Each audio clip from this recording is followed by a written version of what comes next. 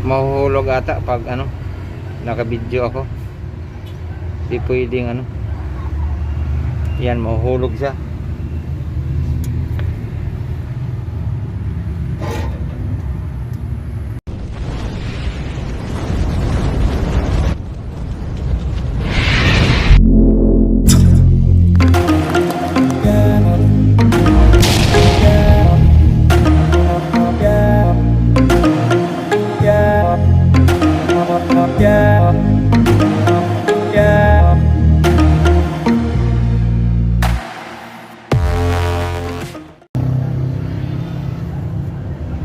So guys, mga kapatid, mayroon tayong papalitan ng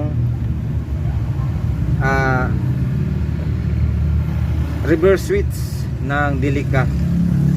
Ito, kung makikita nyo ito, kinuha na natin, sira ito kasi kahit i-reverse niya, wala. Yung sa cambio i-reverse, walang ilaw doon. Pero pag i-direct natin dito, yan, i-direct natin yan, pag naka-switch on, iilaw yung sa may likurang bahagi ng ano, sasakyan.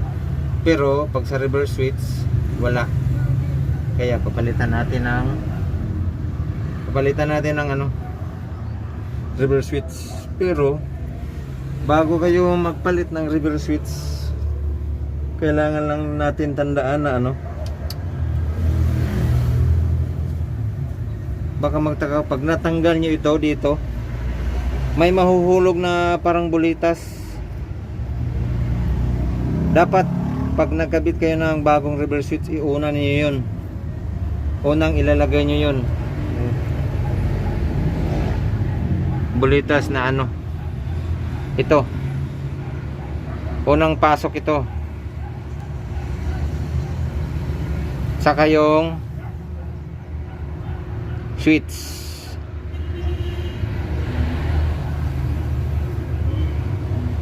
Mahuhulog ata pag ano, naka-video ako. Di pwedeng ano. Yan, mahuhulog siya.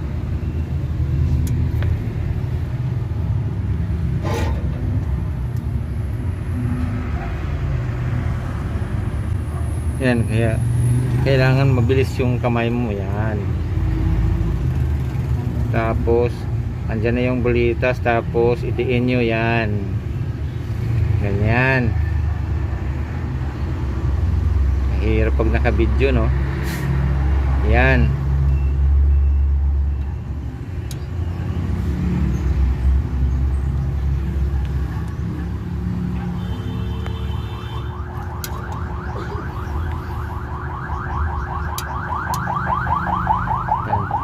Higpitan natin yan.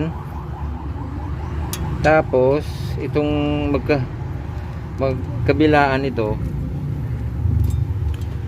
yan, idudugtong natin dito sa wire. Yan, idudugtong natin yan.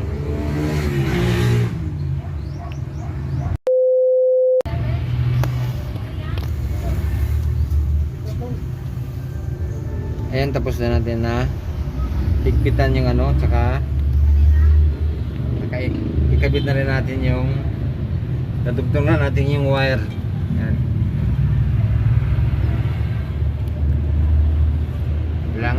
Kailangan lagyan lang talaga ng ano, clearance para hindi yan masagi sa bakal.